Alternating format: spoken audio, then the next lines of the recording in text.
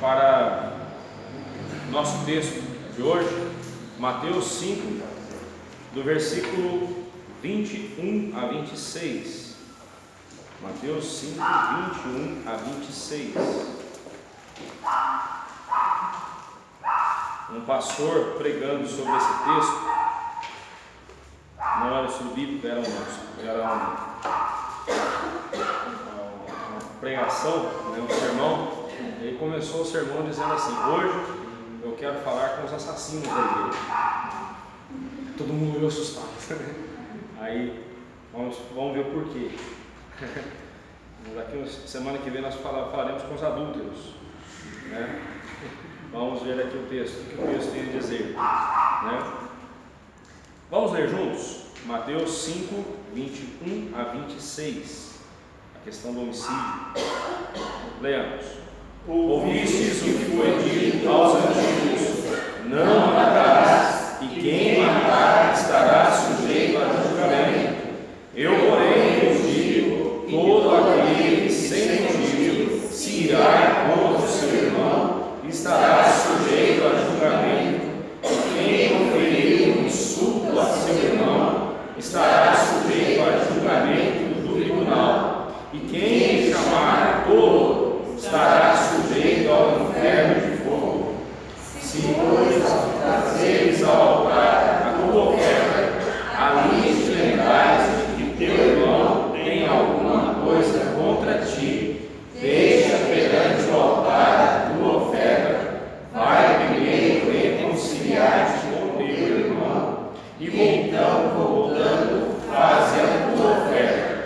Entra em acordo sem demora com teu adversário, enquanto estás com ele a caminho, para que o adversário não te entregue ao juiz, e o juiz ao oficial de justiça, e sejas recolhido à prisão.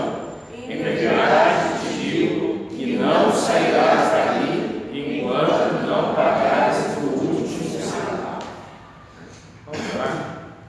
Deus maravilhoso, Deus cheio de glória, Deus todo-poderoso, nos aproximamos de Ti em oração pelos méritos de Jesus Cristo, que nos deu livre acesso à Tua presença, e agora, assim, nós queremos desfrutar, ó Deus, da bênção que é a Tua presença, e desfrutar, ó Deus, da Tua palavra tão maravilhosa no nosso coração. Ó Pai, que não seja apenas mais uma ocasião para aprendermos a teoria, mas que seja uma ocasião para revermos nossas vidas e assim, de acordo com a Tua palavra, e assim também mudarmos a nossa forma de viver para que a nossa vida seja cada vez mais de acordo com a Tua palavra. Que a Tua palavra, Deus, tão poderosa, toda poderosa que é, transforme o nosso coração. É o que nós te pedimos, em nome de Cristo Jesus. Amém. Então, semana passada, quando nós vimos que o versículo 20, ele é a porta de entrada para o restante do capítulo 5, né? E ali o Senhor Jesus, ele deixa bem claro que que a nossa justiça, se ela não exceder em muito a justiça dos fariseus e dos escribas, jamais entraríamos no reino dos céus, né? Então ele está falando aqui de uma justiça que é totalmente excedente e excelente, a justiça de Deus na nossa vida. E o versículo 20, ele abre a porta para nós entendermos os versículos 21 a 48. Hoje nós não veremos apenas esses que nós lemos, né? No decorrer das semanas nós veremos até o restante, né, do capítulo.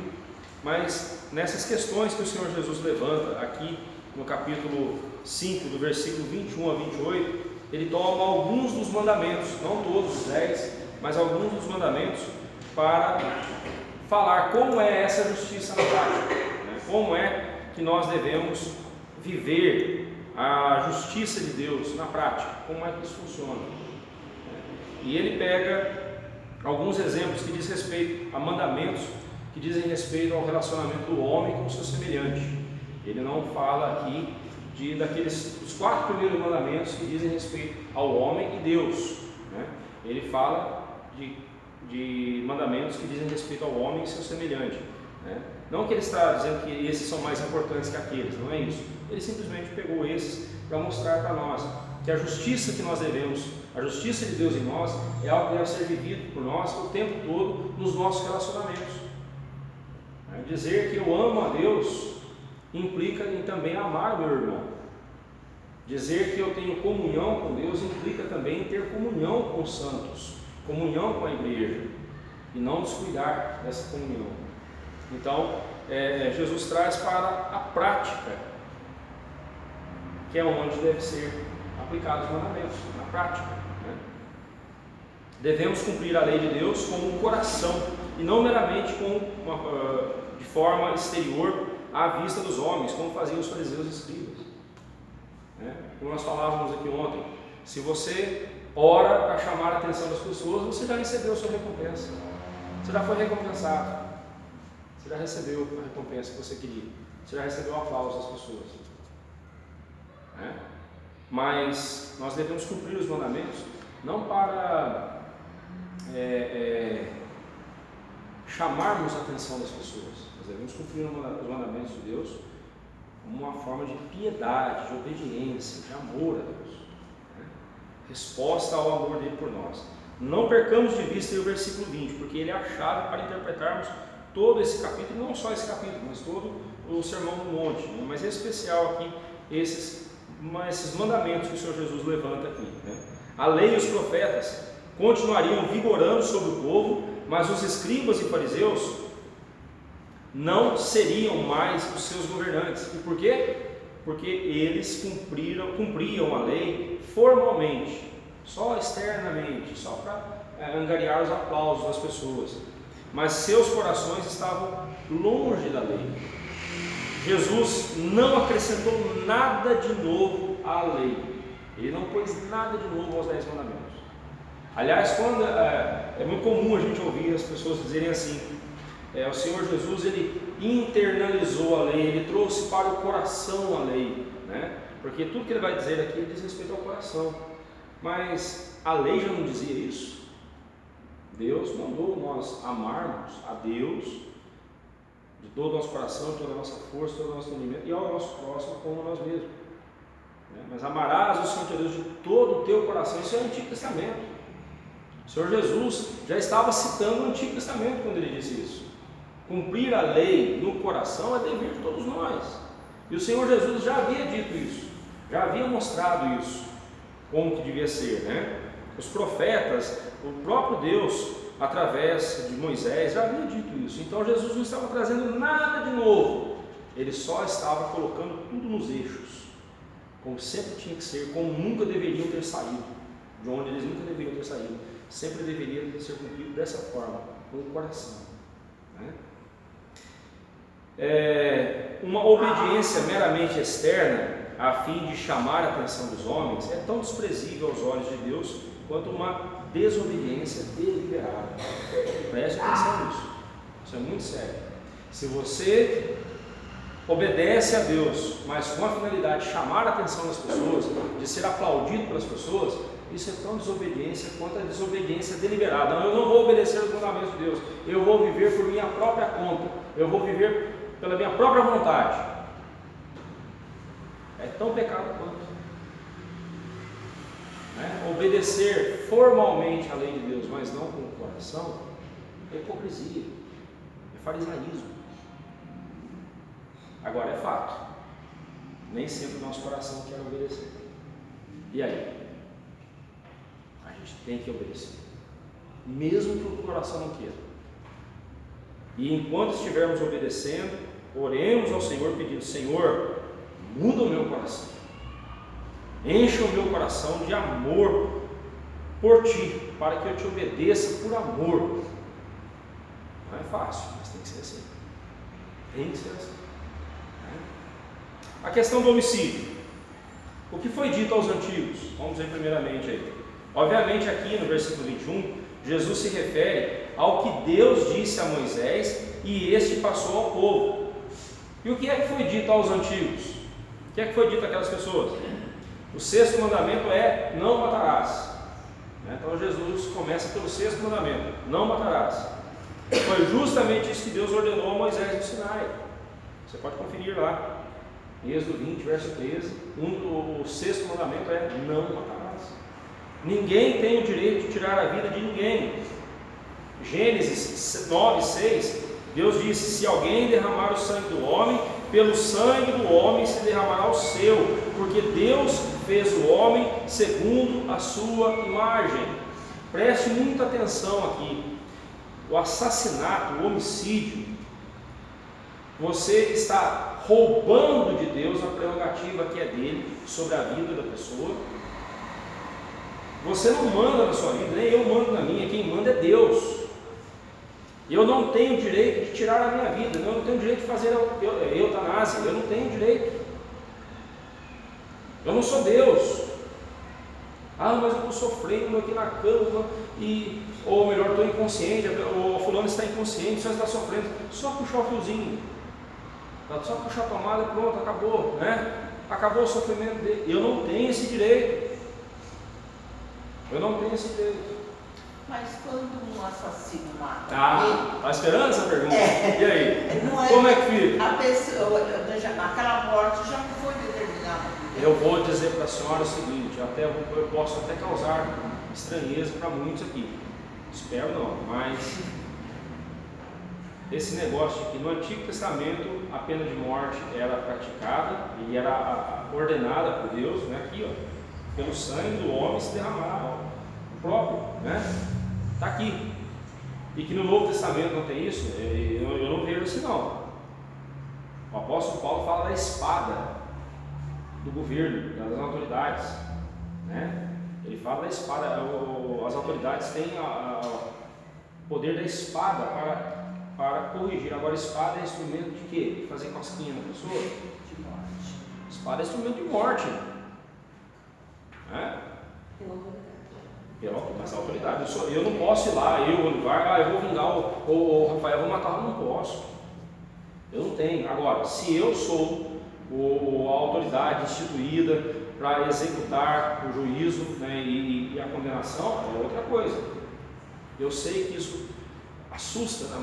mas e o amor, como é que fica? É claro. Eu só peço a Deus uma coisa: se um dia um assassino fizer algo na minha família e eu estiver cara a cara com ele, eu tenho que perdoar. E eu perdoarei. Mas se a lei do meu país aprovar a pena de morte, porque sinceramente eu espero que isso um dia aconteça. Ah, mas lá nos Estados Unidos não resolveu, não sei o quê, lá é pena de morte, não resolve. Olha, pode não resolver 100%, mas resolve muito mais do que aqui. Só que aqui, infelizmente, a gente sabe que vai ter jeitinhos para escapar, né? Então isso aqui é complicado, né? Sistema prisional, como nós temos no Brasil, né? Cárcere, não era o que era praticado na Bíblia. Os pagãos praticavam, o Egito, Roma, né? Eles praticavam a prisão. No povo judeu era pena de morte. Matou, morreu. Eu sei que isso assusta, mas eu não queria entrar muito nesse assunto hoje não. Isso aí é assunto para uns 2, 3 estudos bíblicos pelo menos, né? Mas eu só estou colocando aqui que eu entendo de acordo com o Novo Testamento. O Novo Testamento me dá base para a pena de morte. Eu perdoo o assassino, eu posso até perdoar, e devo perdoar o assassino, mas eu não tenho autoridade para livrá-lo da morte, a menos que exista uma lei que diga: se o ofendido perdoar o assassino então não morre, não vai para a pena de morte. Se existe uma lei assim, então aí o meu perdão vai, né? Mas dificilmente vai acontecer. Uma base assim também nesse sentido é que Jesus Cristo, o próprio Cristo, quando estava na cruz, do ladrão que pediu perdão e foi salvo por Cristo, foi perdoado, não deixou de sofrer o juízo. Jesus tinha todo o poder para impedir. Justamente. Ele não Bem bem colocado, né? Respondi, irmã? Vamos em frente, então. Vamos lá.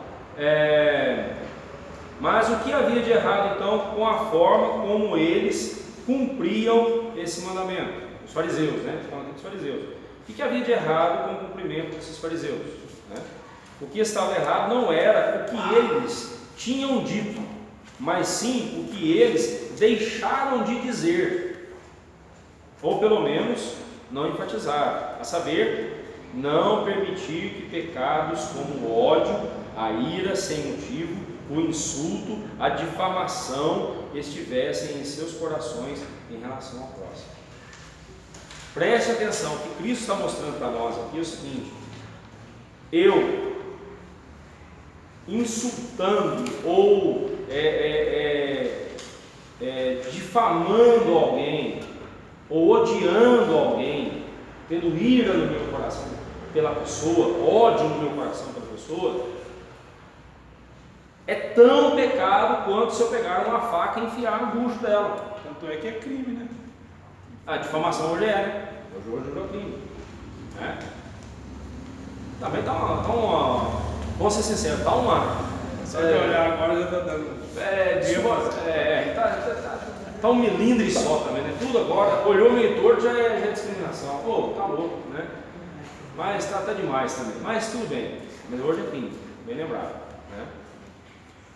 Mas preste muita atenção.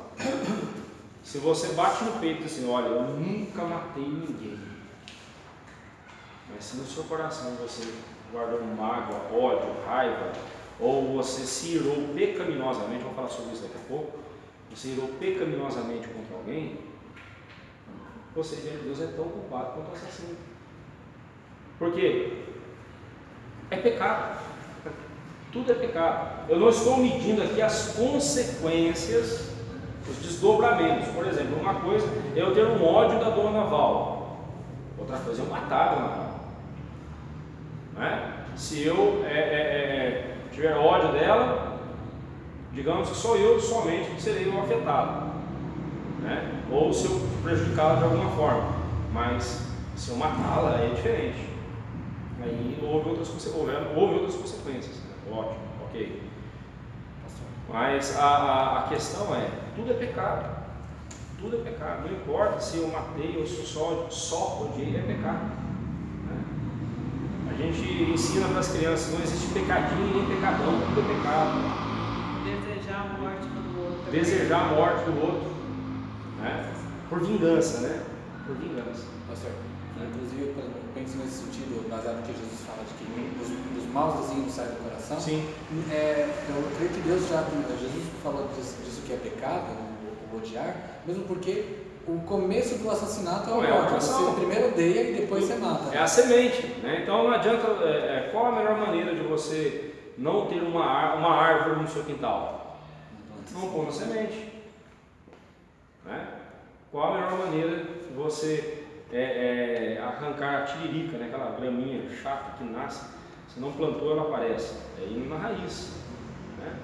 Então vasculhe a raiz que é o seu coração, é daí que vai nascer os homicídios, adultérios, os roubos e tudo mais, é daqui, né? Se hoje pregando contra o homicídio, o aborto, o genocídio, não apontarmos para a causa espiritual desses pecados e crimes, a saber, um coração que abriga o ódio, o egoísmo e outros pecados parecidos, então a nossa pregação não terá eficácia alguma.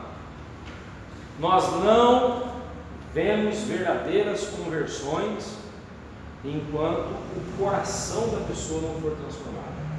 Você pode mudar a aparência da pessoa, você pode mudar a fala da pessoa, o jeito dela falar, o jeito dela se comportar, mas se você não mudar o coração, né, não houve mudança, não há mudança verdadeira. Quem trabalha na área da educação sabe o que estou dizendo. Eu vejo que a psicologia ela tem lá a sua validade, mas o grande problema da psicologia é que ela não trata o coração, ela não trata o coração da pessoa, ela trata o comportamento. Ela trata o comportamento.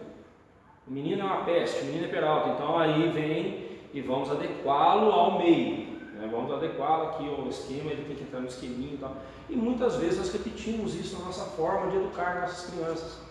Nós queremos que elas se adequem ao meio, quando na verdade a gente deveria trabalhar o coração delas.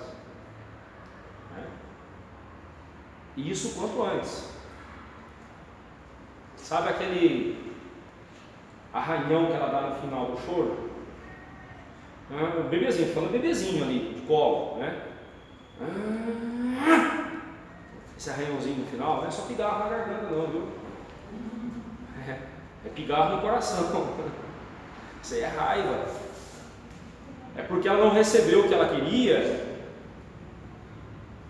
E aí o que ela faz? Manifesta-se. A psicologia vai dizer o seguinte: não, esse é o jeito que a criança tem de se manifestar. Ela não sabe falar ainda, por exemplo, não sabe falar, mas já sabe fazer malcriação. Ela já sabe pecar. Porque você não precisa ensinar a criança a pecar, ela já sabe, já vem com isso. Já vem no DNA da criança. Agora, como é que você lida com uma criança assim? Como é que você vai lidar com uma criança assim? Não, eu quero que ela pare de dar esse arranhãozinho na garganta no final do choro. Eu quero que ela mude de atitude. Se você não trabalhar o coração dela, não vai mudar. Como é que você trabalha o coração de uma criança? E nós vemos crianças de 6 meses fazendo isso, 6, 7 meses fazendo isso, até menos, né? Dando essa arranhadinha, né? Dando essa raspada na garganta no final. Aí. Como é que você trata? Inculcando a cabecinha dela. E isso é pecado. E deixa o Pai do céu triste. E isso é pecado. Eu lembro da Ana Cristina, quando bebezinha, como é que você ensina essas coisas para uma criança de 6, 7 meses, ou até um pouquinho mais velho, como é que você ensina isso? A Janaína teve uma ideia interessante. A Janaína, ela sabe desenhar, ela desenha bem. Se fosse eu, nem eu entendo nos desenhos. Mas a Janaína foi e desenhou. E eu lembro que quando a Ana Cristina começava a dar o showzinho dela, aí a Janaína desenhou uma criança, o rostinho de uma criança, chorando, e um X vermelho, bem na frente, assim, né? Tá, esse é muito abstrato para a criança entender. Mas toda vez que ela dava lá o showzinho dela, a Janaína mostrava e falava, não. Não. E ela foi aprendendo. Porque a segunda gravura era uma criança chorando com as palmadas. E rapidinho ela foi entendendo. Que birra traz palmadas. Rapidinho ela foi entendendo. E de vez em quando a gente ainda lembra ela disso ainda. Né? Tem 12 anos. Né? Não é necessário mais hoje esse método, mas eu digo para ela, se for necessário eu uso. Se for preciso eu uso. Minha filha está com 12 anos, quase do meu tamanho, se for preciso eu uso. E ela sabe que eu cumpro a palavra, né? Mas é por bem dela. Agora, adianta espancar? Adianta espancar? Jamais. Espancar é crime. E se eu souber de alguém aqui que espanca criança, eu denuncio. Pode ter certeza, eu sou o primeiro a te levar para a delegacia. E correção física não é espancamento, não. Não é espancamento, espancamento não corrige. Aliás, se você espanca uma criança, é porque você está com raiva. Então trate primeiro o seu coração. Trate primeiro o seu coração para depois você cuidar da criança, para depois você educar a criança. Mas vamos voltar para cá. Você não prega o evangelho verdadeiro, você não traz o evangelho que aponta esses pecados, se você não tratar a causa espiritual.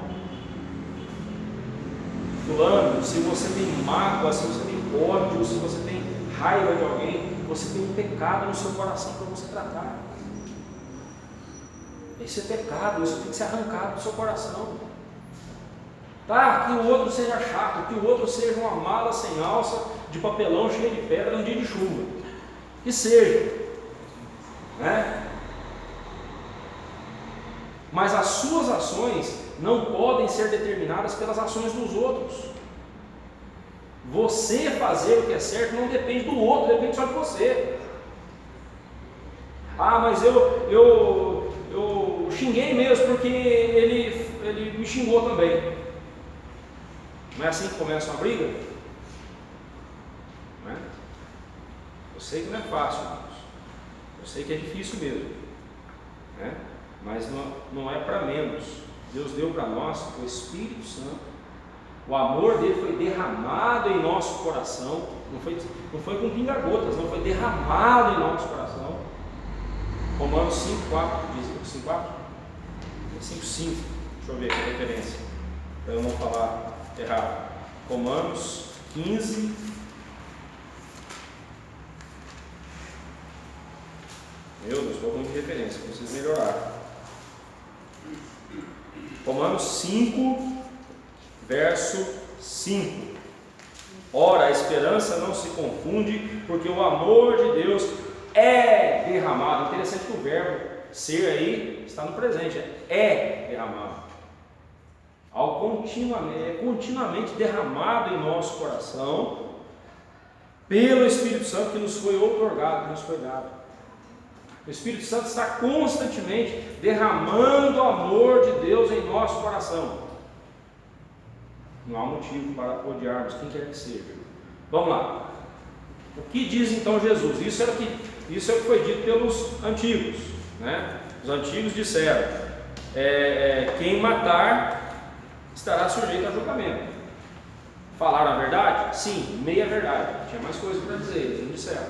Aí Jesus vem e diz: eu, porém, os digo.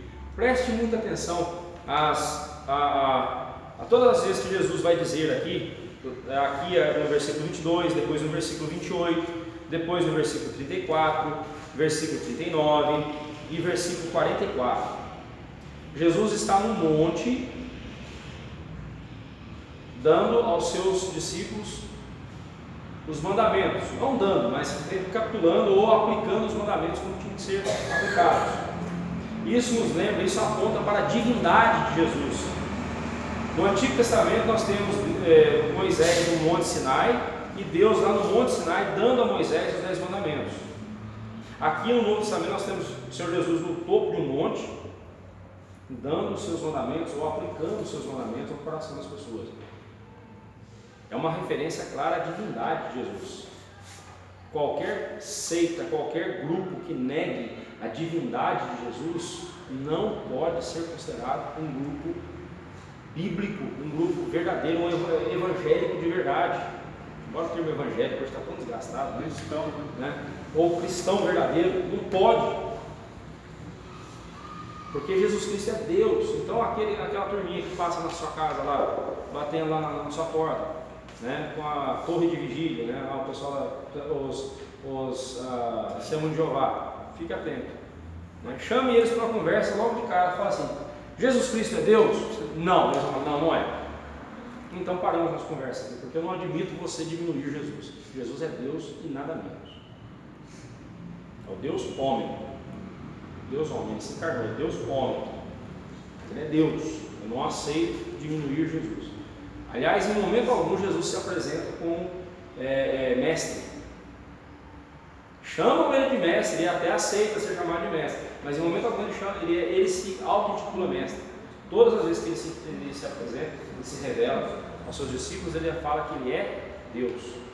Aliás, pegue o Evangelho de João e observe quantas vezes ele usa a expressão eu sou. Eu sou. Né? Tanto que lá no capítulo 8, os judeus entenderam o que ele estava dizendo. Ele estava se dizendo: eu sou, do mesmo jeito que Deus se apresentou a Moisés. Eu sou. Antes de Abraão antes de Abraão existir, eu sou. Os judeus entenderam o que ele estava dizendo. Você está se dizendo Deus? Pegaram pedras e os Testemunhos de Jeová hoje não entendem. E Jesus e os judeus entenderam. Entenderam muito bem. Eles estavam dizendo que ele é Deus e nada menos. Vamos voltar para cá. O que Jesus diz então?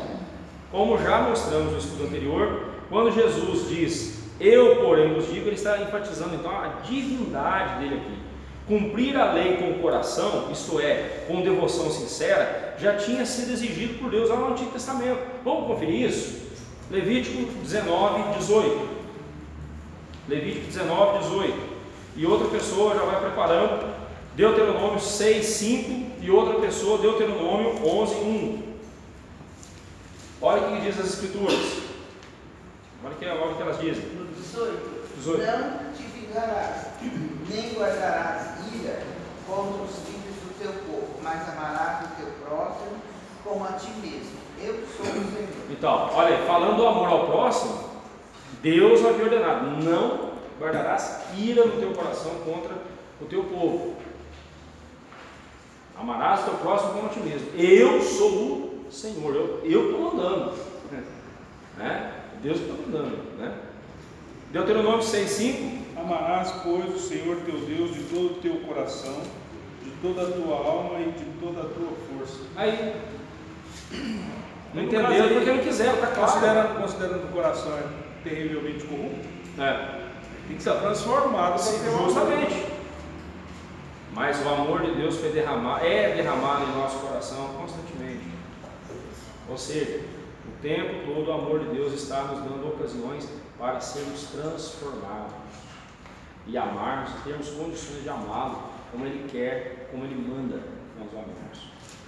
Não só Ele, mas os nossos semelhantes também, né? Irmão, obrigado. Deuteronômio 11:1. Amarás, pois, o Senhor teu Deus, e todos os dias guardarás os seus preceitos, os seus estatutos, os seus juízos e os seus mandamentos. Observaram que já no Antigo Testamento se falava de guardar os mandamentos por amor, amar a Deus, não era uma coisa mecânica, não era uma coisa robótica, era com o coração, né? E aqui então o Senhor Jesus nos lembra que era assim desde o princípio, mas que os homens tornaram a lei em algo meramente superficial e externo. Você tem uma coisa tão fácil para o nosso coração ser antinomista ou legalista. O que é antinomismo mesmo? Nós falamos semana passada. Nega a lei. Negar a lei. Não precisa cumprir a lei, não. Já acabou, já passou. Né? E como lembrou o presbítero Edson, o antinomismo vai levar à anarquia. Ué, você não tem lei para quê, né? Então vamos fazer cada um faz o seu jeito, vira anarquia. E tem o legalismo, que é o irmão gêmeo do antinomismo. Apesar de serem aparentemente contraditórios, um nega a lei e o outro exagera a lei, né? Mas o legalismo, os dois levam o homem para longe de Deus, enchem o coração do homem de arrogância. O antinomista já é orgulhoso, o legalista ele fica mais orgulhoso ainda. Eu consegui fazer, eu consegui cumprir, por isso tem que ser salvo. Então fuja dos dois. Atitudes que parecem ser simples, como ira sem motivo. Quem aqui já não ficou? Você já ficou irado sem motivo alguma vez na vida? Já? Nunca. Não existe. Não existe isso. Pode ser que o motivo não seja uma coisa tão importante. Né? Acabou de limpar o chão, aí vem o maridão lerdo, pisa ali, marca o chão, né? É motivo para ficar irado? É motivo? Não é motivo. Mas causou a ira, correto? Não causou não, a ira já estava no seu coração. Esse é o problema, a ira já estava aqui. Mas a ira não está dentro de nós. Vamos lá, daqui a pouco eu respondo para a senhora o que é a ira justa. Eu gosto da irmã que ela faz perguntas joia, né? Isso é muito bom, é excelente, mano, isso mesmo. É gostoso porque isso leva a gente a pensar, isso é muito bom. Continue assim, por favor, não para não. A raiz do homicídio, o homicídio é um ato externo, ok? Era a ira pecaminosa, o ódio, que é uma disposição interna. Está no coração. Uma atitude rude e má para com um irmão é realmente pecado contra o sexto mandamento, descumprimento do mesmo. Então você não precisa matar, mas se você for rude, se você for grosso, se você for insensível para com o irmão, você está descumprindo o mandamento. Se você, ainda tem a questão do insulto, né? Daqui a pouco eu volto nisso. Agora, irmã Miriam, olha só, existe uma ira santa, uma ira justa. E essa ira a gente tem que ter. E tem a ira pecaminosa. Dessa a gente tem que fugir. Quer ver só? Alguém lê, por favor, Efésios 4, 26. E o outra pessoa lê para nós Efésios 4, 31. Irai-vos e não pequeis, não se ponha o sol sobre a vossa ira, Nem deis lugar ao diabo. diabo. E o 31, o que diz? 31. Longe de vós toda amargura, e cólera, e ira, e gritaria. Mas peraí. No 26, Paulo fala que irai-vos e não pequeis. Quer dizer, o irai-vos, ele está concedendo a nós a possibilidade de a gente ficar irado. Então, se você for ficar irado, 6. fique irado, mas não peque. Mas aí lá no 31 ele fala: longe de vós toda amargura, cólera e ira. Olha, peraí, a Bíblia entrou em contradição. Porque num ele diz que posso ficar irado, no outro, no mesmo texto ele diz que não pode. A Bíblia entrou em contradição? Não. Então nós temos dois tipos de ira. E eu vou usar um exemplo que vai encaixar as duas coisas. A Thelma fala para Janaína, a Thelma vê a Janaína batendo na Helena, dando um supapo lá na Helena. Né? Que jeito que você lida nessa hora? Como que você vai lidar com ela nessa hora? O que você está fazendo, menina?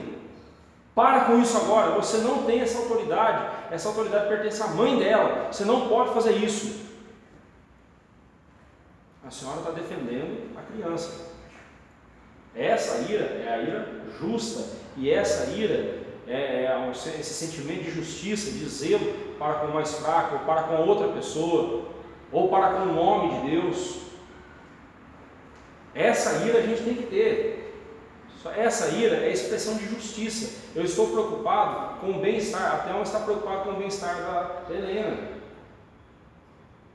E também com a Janaína, ensinando a Janaína o jeito certo de lidar com a situação. A ira justa, ela sempre nos conduz para o bem dos outros e para a glória de Deus. Ela sempre age dessa forma. Mas suponhamos que a Janaína vire para a mãe e fale assim: mãe, deixa de ser tonta, deixa de ser bocó. Não usa mais palavra bocó, né, hoje em dia, né? Eu estou velho, né? Deixa de ser bocó, deixa de ser boba. Você não manda na minha vida, eu faço o que eu quero. Está aqui, Helena, mais um, pá, dá mais um tapa nela. Aí nesse momento até o seu quê? Você, peraí, eu vou te mostrar. Pega a vassoura, pega o cabo da vassoura e vai para cima dela. Aí foi a ira pecaminosa. Essa ira é pecaminosa, porque é a expressão de raiva. E é a expressão de um coração vingativo, porque a Janaína não a honrou como deveria honrar, como mãe dela, e ela ficou então possessa de raiva e foi para cima da Janaína e pecou. Essa ira é pecaminosa. Então entenda, toda vez que eu ajo pensando no bem do outro, para corrigir um erro, para fazer o que é certo para a glória de Deus, é esse sentimento que me leva a agir, né? Não é um sentimento de calmo, né? Tranquilo, não, é um sentimento que fervilha dentro de mim, mas que me faz agir para o bem. Essa ira é justa, e é essa que Paulo fala: irai-vos e não pequeis. Quer dizer, não parta para a raiva. Se você partir para a raiva, aí você pecou. Aí é a ira pecaminosa. A ira santa, ela é a expressão de justiça. A ira pecaminosa é a expressão de raiva, de vingança. E Deus vai dizer para nós que a vingança não pertence a nós, pertence a Ele. Então, é nesse sentido que a gente tem que agir, tá certo? Ficou clara essa distinção, irmãos? Porque a gente fala isso, às vezes as pessoas, então o pastor liberou a gente para ficar com raiva. Então, não é isso não. Se você já pensou assim, você não entendeu nada do que eu falei. Então veja bem, a ira justa, ela te leva a agir para a glória de Deus, corrigindo um erro e para o bem da pessoa, ou para o bem de alguém. Agora, quando você age com ira para defender a sua honra, para defender a você, aí você pecou. Aí essa ira é pecaminosa. Ah, pastor, por que eu posso defender os outros e não posso me defender?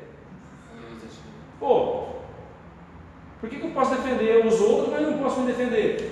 Por que eu posso ficar irado quando eu vejo alguém fazendo mal para outro e para mim eu não posso fazer nada? Quem é que te defende? Deus. E você tem que confiar em Deus. Agora, quando você age para defender alguém, Deus está te usando como um instrumento para promover a justiça na vida daquela pessoa. Então confie em Deus. O que vai acontecer? Alguém será levantado por Deus para vir em sua defesa. Né? Se ele quiser. Se ele não quiser também, você vai. Lembra de João Batista? Quem defendeu João Batista na cadeia? Quem foi lá defender João Batista? Foi capado. O que nós precisamos entender é o seguinte, que todas as circunstâncias da nossa vida, quando nós estamos debaixo da direção de Deus, submetidos à palavra de Deus, todas as circunstâncias da nossa vida serão para a glória de Deus. Todas as coisas, quer ver só? Todas as coisas cooperam para o bem daqueles que amam a Deus, daqueles que são chamados segundo o seu propósito. Legal? Fala para mim agora o 29. O 28 a gente sabe de cor. Fala o 29 para mim.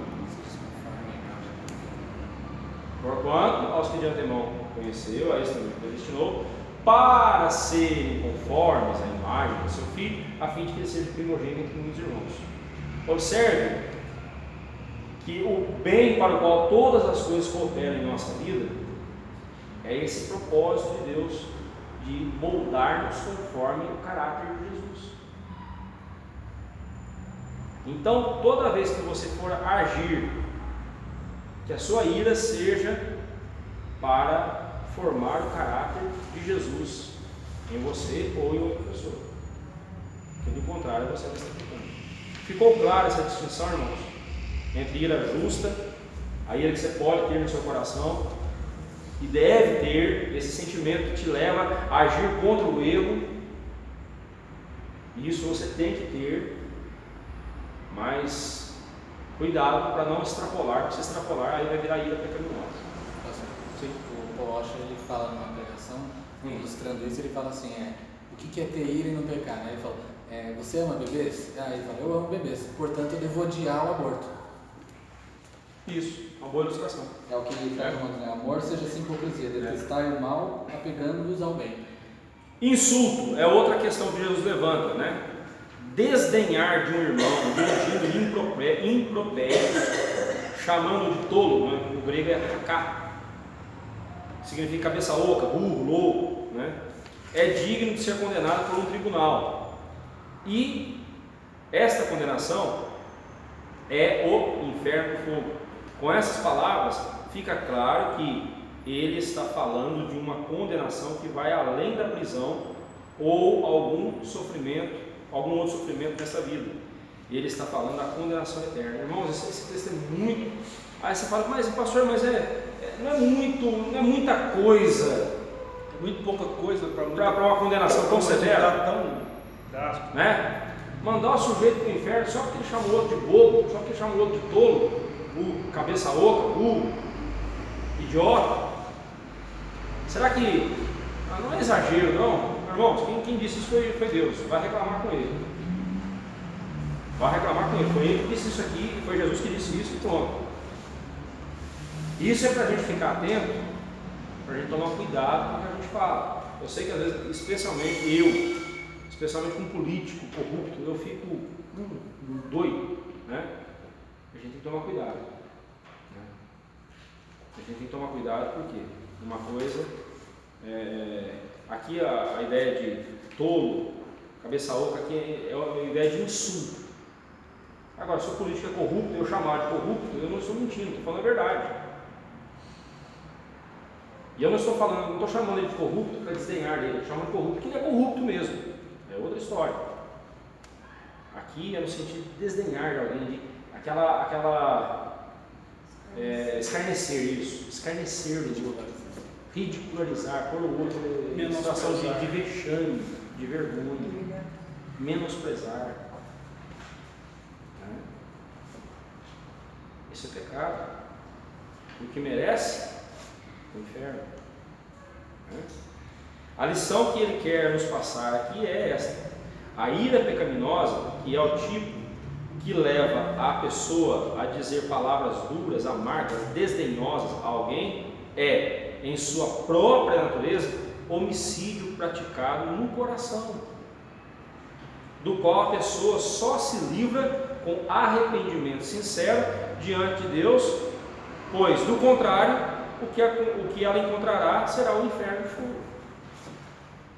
A única forma de alguém escapar do inferno é através do arrependimento. Agora fala um pouquinho de inferno. Deixa eu infernizar a vida de vocês um pouquinho. Inferno não existe, mas o que é isso? É absurdo. Deus é tão maravilhoso. Deus é amor. Deus é amor. Né? No final das contas, Ele vai salvar todo mundo. Vai dar um jeito. Eu vou falar o nome dele aqui, porque é importante a gente tomar cuidado com os hereges que estão por aí, ou com as pessoas que estão ensinando coisas erradas por aí. A gente precisa alertá-los quanto a isso. É com tristeza que eu digo isso, porque quando ele começou o ministério dele, ele foi um grande pregador, era uma pessoa de uma lucidez tremenda. Ed René Kivitz, pastor da Igreja Batista da Água Branca, no Brasil, em São Paulo. Ed René Kivitz é de uma inteligência tremenda, mas agora ele anda ensinando sobre universalismo, ou seja, quando João Batista diz que Jesus Cristo é o Cordeiro de Deus que tira o pecado do mundo, e Jesus veio e então tirou o pecado do mundo. No final das contas, todo mundo vai ser salvo. Quer dizer, não tem inferno. Ótimo, então Jesus mentiu. Preste atenção, a pessoa que mais falou de inferno na Bíblia foi Jesus. Foi o que mais falou sobre o inferno na Bíblia. Pegue uma concordância bíblica e veja todas as vezes que aparece a palavra inferno, condenação eterna, fogo eterno. É Jesus que fala. O que mais falou sobre o inferno foi Jesus. E aí eu lembro lá de Colossenses que fala que tudo foi feito por Ele, e tudo que foi feito, e de tudo que foi feito, nada existe sem Jesus. Tudo foi feito por intermédio dele, inclusive o inferno, quer principados, quer potestades. Ele está falando de coisas espirituais. Tudo foi criado por Jesus.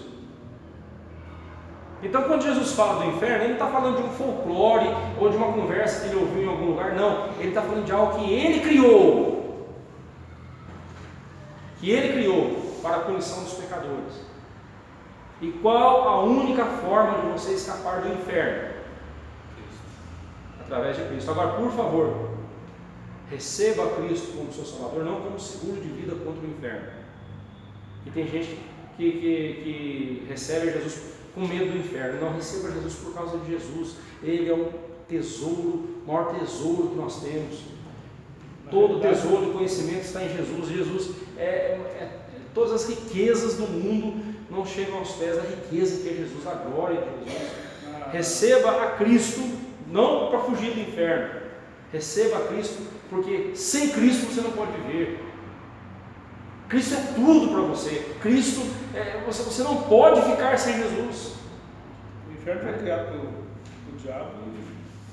O lago de fogo, né? Onde o inferno vai ser lançado. O inferno dá-se a entender, parece, né, que é a morada de Satanás, mas tudo vai ser lançado num lago com fogo e enxofre, né? Os ímpios, todos os ímpios. Aquela história de Satanás ali, do lado de um tacho enorme, né? E as pessoas lá dentro, e ele cutucando como se fosse um bando de salsichas sendo cozinhadas ali. Isso é a coisa mais ridícula do mundo. Se o inferno fosse isso. Se o inferno fosse isso. Irmãos, o inferno é a presença de Deus em ira. É a presença de Deus exercendo seu juízo. Deus está no inferno? Está. Porque se Ele não estivesse, Ele não seria onipresente. E ser onipresente é estar em todos os lugares ao mesmo tempo. E Deus está no inferno? Sim. O inferno não é a ausência de Deus, como disse Santo Agostinho. O inferno é a presença de Deus exercendo a sua ira contra o pecado.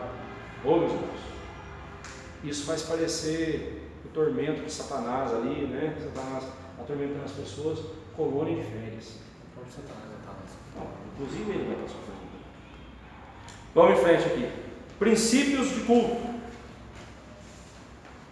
Antes disso, né? Mas por que tais sentimentos pecaminosos em nosso coração são tão sérios assim? Afinal de contas, sou só eu que estou sofrendo, né? Estou com raiva da Maiara. Ela nem sabe. Só eu, né? Eu aguento. Será que é só isso? Se estiverem em nosso coração se esses sentimentos estiverem em nosso coração, os únicos prejudicados não seríamos apenas nós mesmos? Não. Princípios de culto. No versículo 23 a 24, o Senhor Jesus nos mostra que não somos os únicos afetados pelo pecado de ódio em nosso coração. Preste atenção agora. Um coração cheio de ódio não cultua e louva a Deus de verdade. E se participar de um culto a Deus, estará ofendendo-lhe com o seu pecado. Ele faltou com o seu pecado. Pois aquele que não ama a seu irmão, a quem vê, não pode amar a Deus a quem não vê. 1 João 4, versículo 20, parte B, né?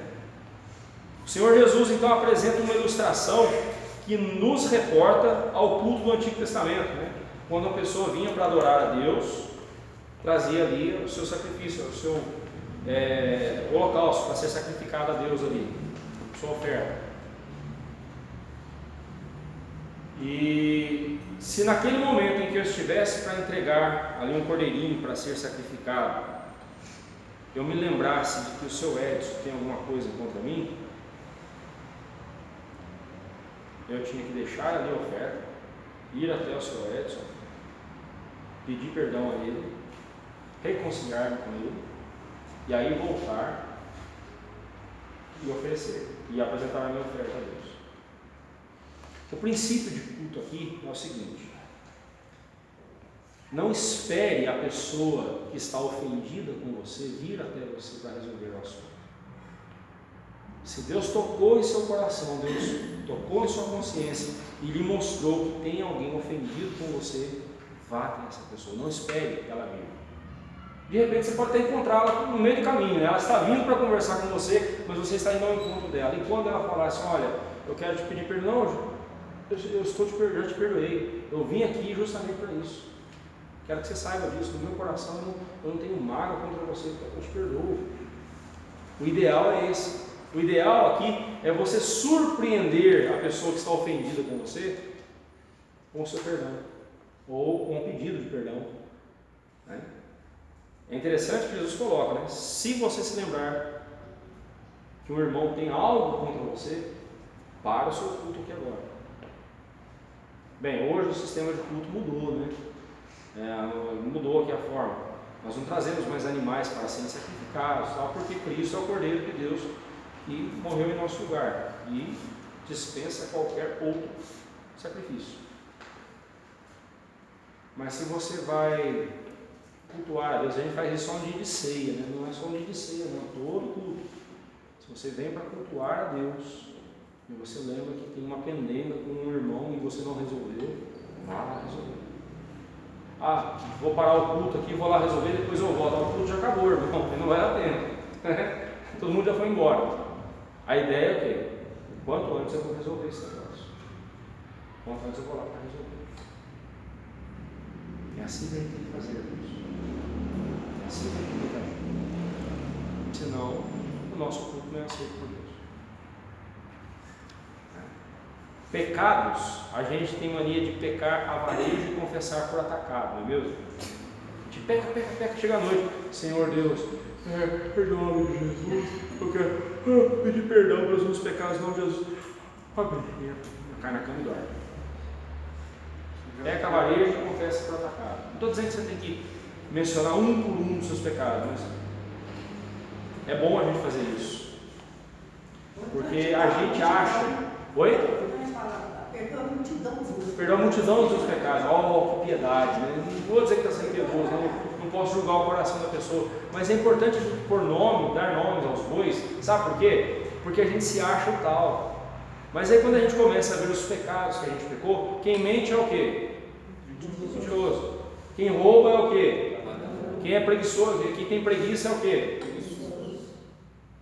Aí a gente começa a dar nomes aos bois. Senhor, quero pedir perdão ao Senhor porque hoje eu deveria ter aproveitado melhor meu tempo, mas eu fiquei naquela camofa lá no sofá e passou o tempo e, Senhor, me perdoe, porque eu fui preguiçoso.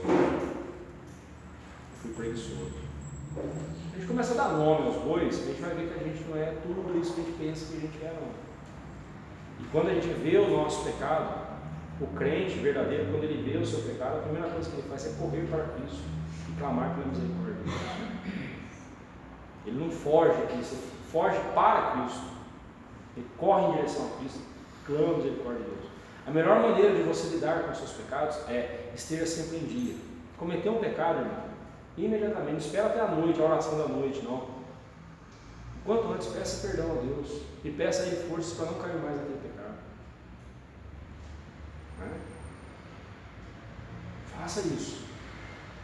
Não guarde pecado no seu coração. Não é porque, se Jesus voltar agora e eu não pedir perdão, eu vou para o inferno. Não, não é isso, não, irmão. Você está salvo em Cristo Jesus. Ninguém te arranca das mãos de Jesus. A questão é, você está em dia com Jesus. Você está em dia com Deus. O tempo todo, peça perdão pelos pecados que você cometeu, peça perdão e vai em frente. Arrepende-te, né? Como diz em Apocalipse, né? Lembra-te de onde caíste, arrepende-te e volta à prática das primeiras obras. Volta a fazer o que era certo. Né? Vamos lá. Aqui, o Senhor Jesus ele inverte a situação, né? Como eu disse. No verso 22 ele falou de uma ira, de uma atitude de ira que partisse de nós. E aqui no verso 23 ele fala de um ressentimento que outra pessoa possa ter conosco, né? O que está claro aqui é: nenhum ressentimento, ira, mágoa ou rancor pode estar entre nós, porque haverá de afetar seriamente o nosso culto a Deus. Você já parou para pensar que o culto que agrada a Deus não é quando todo mundo canta afinadinho, quando todo mundo fica em silêncio quando ouve a mensagem, dizendo amém ao que o pastor está dizendo.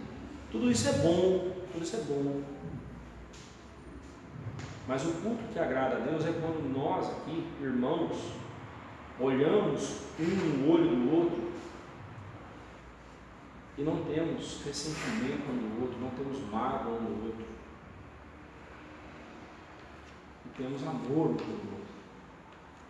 Quando nós lutamos para preservar a comunhão. Uma coisa que a gente precisa entender é o seguinte: comunhão, a gente não promove comunhão com churrasco, a gente não promove comunhão com piquenique, a gente não promove comunhão com passeios. Não. Essas coisas refletem a comunhão que nós temos. Vamos fazer um almoço aqui na igreja, vem todo mundo aqui, está gostoso, está gostoso estar com os irmãos. Isso mostra a comunhão que nós temos.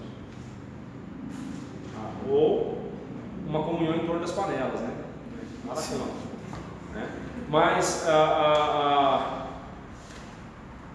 a gente precisa entender que a comunhão que nós temos um com o outro, uns com os outros, essa comunhão foi conquistada por Jesus Cristo na cruz. Foi o sangue de Jesus pervertido na cruz por nós. O nosso dever como crentes é manter essa comunhão, é zelar para que essa comunhão continue. Como? Evitando maltratar um ao outro, evitando insultos, evitando situações de ofensas à toa, né? Quando a pessoa está errada, Daniel está errado, está cometendo um pecado, eu vou chamar o Daniel é assim, tal, vou falar com ele. Aí ele fica ofendido com o pastor. Não, essa ofensa não. Aí ele resolveu o coração dele diante de Deus. Tá? Agora, vamos lá. É nosso dever manter a comunhão. E a comunhão a gente mantém como? No amor, falando a verdade em amor, falando o que a pessoa precisa ouvir, mas com amor. E aí nós vamos para o último ponto: princípios para a boa convivência. O verso 25 e 26, o que o Senhor Jesus está falando aqui é a seguinte situação: eu tenho uma demanda com uma pessoa, com um irmão, e esse irmão resolveu me levar para o tribunal. Paulo fala que se eu tenho uma demanda com algum irmão aqui na igreja, nós não devemos resolver isso no tribunal lá fora para não dar mau testemunho. O assunto tem que ser trazido para o conselho da igreja, o conselho vai resolver isso, a igreja vai resolver isso. Eu estou devendo para a irmã Leda, a irmã Leda vai para a justiça, põe na justiça. Não, A irmã Leda devia fazer o seguinte: eu falei, vai, você vai me pagar ou não vai? Eu preciso receber. E eu fico enrolando ela, o que a irmã Leda faz? Mateus 18, cumpra os passos de Mateus 18. Conversa comigo pessoalmente, não adiantou, leva mais 2 testemunhas, não adiantou, com o depoimento dessas 2 testemunhas e o dela, ela traz o assunto para o conselho da igreja. E o conselho vai aplicar a disciplina. É tão triste quando eu vejo crentes indo para tribunal lá fora, gente. Eu já vi isso acontecer. Triste demais, é vergonhoso demais. Mas o que Jesus está dizendo aqui é o seguinte: se o teu irmão vai te levar para o tribunal por alguma questão, e vocês dois estão indo para o caminho ali, batendo boca, não, mas você está errado, não pode ser assim e tal. Jesus fala, conversa, olha o que ele diz: entra em acordo sem demora, o mais rápido possível, entra em acordo com o irmão. Ô irmão, tem como a gente resolver isso de um jeito mais pacífico? Vamos resolver isso de uma forma mais pacífica?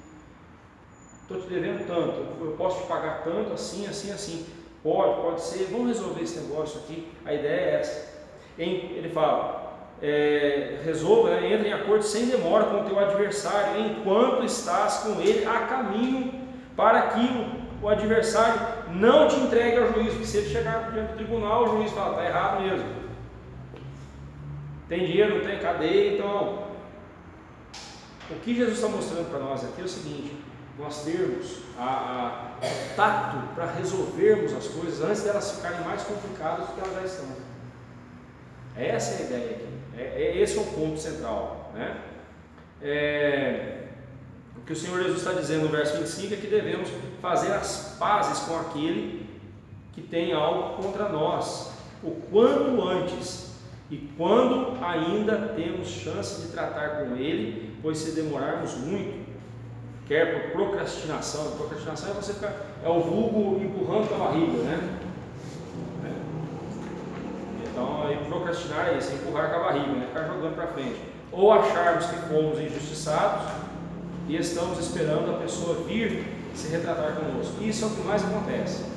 A gente briga um com o outro e fica um de cada lado esperando assim, não, a hora que ele vier falar comigo, eu falo com ele. A hora que ele pedir perdão para mim, eu perdoo. Mas não é isso que Jesus está dizendo aqui. O que Jesus está dizendo é o seguinte: você tem consciência de que tem uma desavença, vá resolver. Meus irmãos, facilitaria tanto a nossa vida como igreja se todos os crentes fizessem isso. É que a gente tem um ideal que não é o ideal, né? A gente tem um ideal de sermos cristãos, de nunca errarmos. O verdadeiro crente não é aquele que nunca erra. O verdadeiro crente é aquele que se retrata quando peca, que busca perdão, que perdoa. É lógico, a gente tem que evitar errar, sim. Nós temos que evitar o pecado com todos os nossos esforços. Temos que evitar o pecado, sim. Mas se pecarmos, a tratativa que nós devemos dar ao pecado é através do arrependimento, confissão e perdão. É assim que a gente tem que lidar, irmãos. O princípio aqui é claro: é melhor se tratar com a pessoa de forma cordial e pacífica do que ter que enfrentá-la num tribunal, principalmente se formos a parte errada na questão, pois haveremos de sofrer os rigores da lei. Então, resolva o quanto antes. Aplicação prática para nós aí: onde há perdão, o ódio não tem espaço para proliferar e nem causar danos, especialmente danos como homicídio. Onde há perdão, não vai haver isso. A ira pecaminosa e o ódio não somente nos levam ao homicídio, eles próprios são homicídio. São homicídios em nosso coração. Então não espere matar alguém de fato para você se considerar um assassino. No momento em que você odeia, ou que você despreza, ou que você maltrata, ou que você guarda ira no seu coração, ira pecaminosa para com uma pessoa, você é um assassino. Questão para a nossa reflexão aí: você tem vindo adorar a Deus trazendo mágoas contra algum irmão em seu coração, pense nisso. Mesmo sabendo que um irmão está magoado com você, ainda assim você continua como se estivesse tudo normal? É duro, né? O sujeito pisa no seu carro, pisa em você, e aí ele finge que está tudo bem. Você pergunta, bem, se está bem? Ele, tudo jóia, tudo legal. Isso não faz parte de levar a mala sem alça no dia de chuva, de papelão? Como que a gente tem que fazer? Irmão, quero dizer para você o seguinte, eu fiquei muito ofendido com o que você fez, mas eu já te perdoei, viu? Eu já te perdoei. Aí lá em Romanos 12, né? Fazendo isso, amontoarás brasas vivas sobre a cabeça da pessoa. Essa figura é muito, né, expressiva, né? Brasas incandescentes na cabeça da pessoa. Imagina, ele queima, né? A ideia é justamente essa, é você queimar a consciência da pessoa, deixar a pessoa com a consciência ardendo, né? Mas se você fizer isso com o propósito de deixar a pessoa com a consciência ardendo, você está fazendo vingança. Pecou. O objetivo não é esse, o objetivo é perdoar. O objetivo é dizer, olha, da minha parte está tudo ok. O objetivo é esse, é perdoar. O objetivo não é provocar o outro, fazer o outro ficar com a cabeça fervilhando. Aí você vingou, aí é vingança. Iluminou. Não vai dar certo, né? Alguma pergunta, irmão, sobre o estudo? Algum comentário? Senão nós já vamos encerrando. Não sei se tem como fazer uma leitura sobre eu não lembro de cor. O nosso catecismo fala alguma coisa sobre essa passagem? Só para associar. Ele vai falar sobre os mandamentos, né? Os 10 mandamentos. Que eu me lembro também, ele não fala especificamente sobre essa passagem de Mateus. Ele só menciona a passagem, mas ele vai falar dos mandamentos, né? Dos 10 mandamentos. E sobre o homicídio ele vai falar, né? Não especificamente sobre o assunto aqui que nós tratamos hoje, né? Da forma como nós tratamos hoje. Amém. Vamos colocar em pé, irmãos, e encerrar.